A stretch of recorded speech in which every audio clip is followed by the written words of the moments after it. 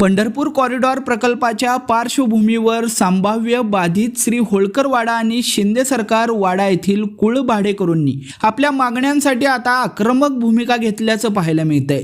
या प्रकल्पामध्ये बाधित होण्याची शक्यता असलेल्या सुमारे 70 ते 80 कुळ भाडेकरूंच्या शिष्टमंडळानं सोलापूर जिल्ह्याचे पालकमंत्री जयकुमार गोरे यांची भेट घेतली आहे। यावेळी बाधित भाडेकरूंचं पुनर्वसन हे पंढरपूर कॉरिडॉरच्या हद्दीतच करण्यात यावं अशी प्रमुख मागणी या शिष्टमंडळाने पालकमंत्र्यांकडे केली आहे। या संदर्भात सविस्तर निवेदनही पालकमंत्र्यांना देण्यात आलेलं आहे।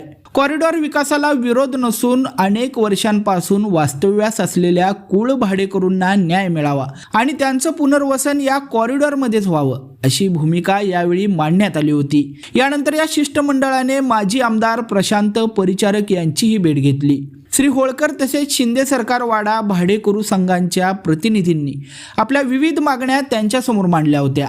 तसेच संभाव्य बाधितांच्या मागण्यांचं निवेदनही प्रशांत परिचारक यांना देण्यात आलं।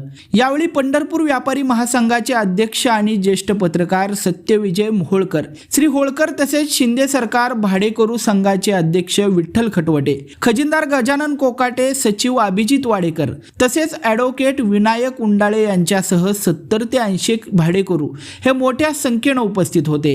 दरम्यान पंढरपूर कॉरिडॉर प्रकल्पाच्या अनुषंगाने बाधितांच्या पुनर्वसनाचा प्रश्न आता ऐरणीवर आला असून येत्या काळात शासन या मागण्यांबाबत काय निर्णय घेणार याकडे सर्वांचं लक्ष लागून राहिलंय।